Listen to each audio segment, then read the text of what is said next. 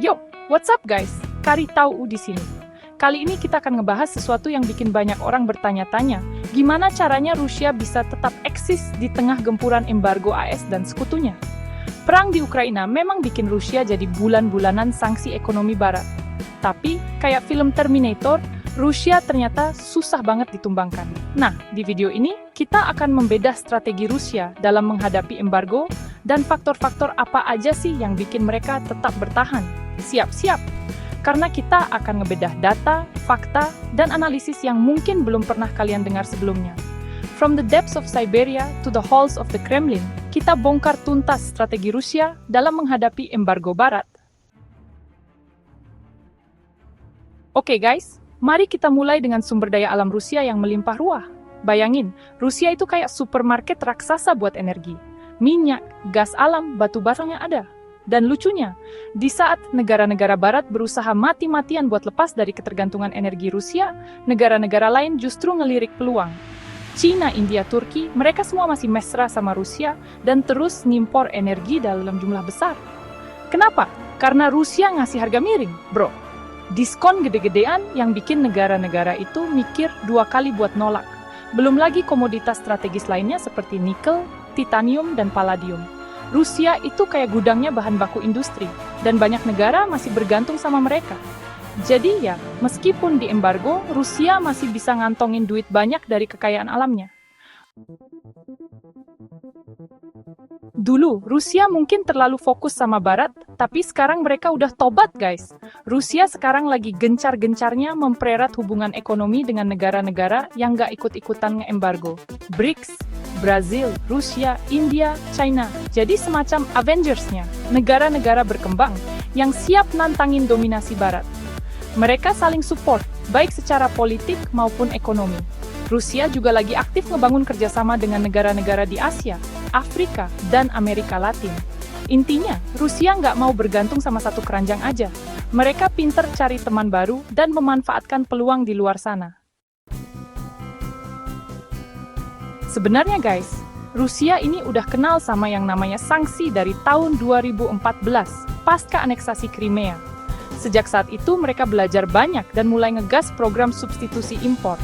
Intinya, mereka berusaha buat ngurangin ketergantungan sama barang-barang impor dan mulai memproduksi sendiri di dalam negeri.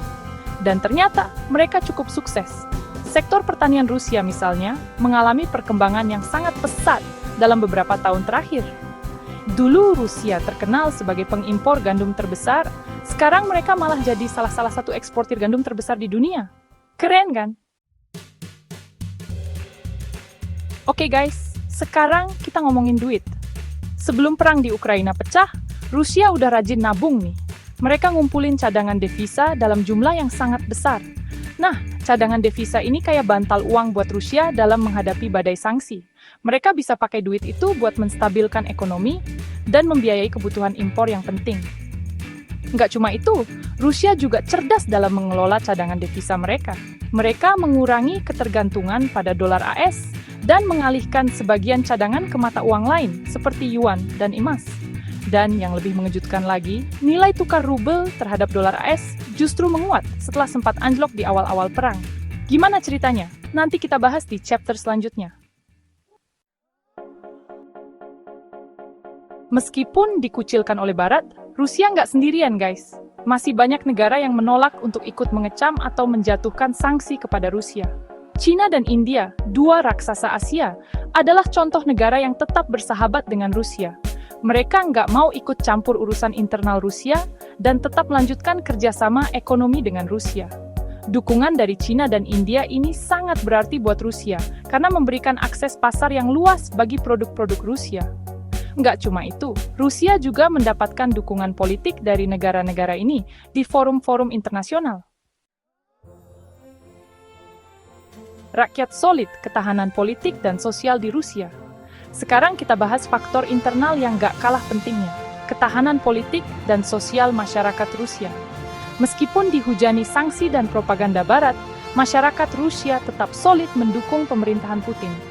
Sistem pemerintahan yang kuat dan terpusat membantu menjaga stabilitas politik di Rusia. Nggak cuma itu, masyarakat Rusia juga memiliki sejarah panjang dalam menghadapi masa-masa sulit. Mereka pernah melewati masa-masa kejatuhan Uni Soviet yang penuh dengan ketidakpastian ekonomi dan politik. Pengalaman itulah yang membentuk mental mereka untuk tetap ulet dan tangguh dalam menghadapi krisis. Chapter 7, Mesin Perang, Pendapatan dari Ekspor Senjata. Nggak bisa dipungkiri guys, Rusia itu salah satu produsen dan eksportir senjata terbesar di dunia. Dan ironisnya, perang di Ukraina justru meningkatkan permintaan senjata Rusia. Negara-negara yang nggak mau bergantung sama Barat dalam hal alutsista pada beralih ke Rusia. Kenapa? Karena senjata Rusia terkenal canggih dan harganya lebih terjangkau dibandingkan senjata buatan AS atau Eropa. Jadi ya, meskipun diembargo, Rusia masih bisa ngasilin duit banyak dari jualan senjata. Dan duit itu bisa mereka pakai buat membiayai perang dan menopang ekonomi mereka. Chapter 8, Perang Narasi, Membangun Pengaruh di Negara Berkembang. Perang di Ukraina nggak cuma soal perebutan wilayah, tapi juga perang narasi. Rusia sangat lihai dalam memanfaatkan konflik ini untuk membangun pengaruh di negara-negara berkembang. Mereka menyebarkan narasi bahwa Barat, dengan NATO-nya, adalah provokator utama dalam konflik ini. Dan Rusia mencoba memposisikan diri sebagai korban dari kelicikan dan hipokrisi Barat. Strategi ini cukup efektif loh. Banyak negara berkembang yang memiliki sejarah panjang di bawah bayang-bayang kolonialisme Barat, jadi mereka mudah bersimpati dengan narasi yang dibangun Rusia. Outro, embargo Veskoletan, akankah Rusia bertahan? Oke guys, itu tadi beberapa faktor yang membuat Rusia masih bisa bertahan di tengah gempuran embargo Barat.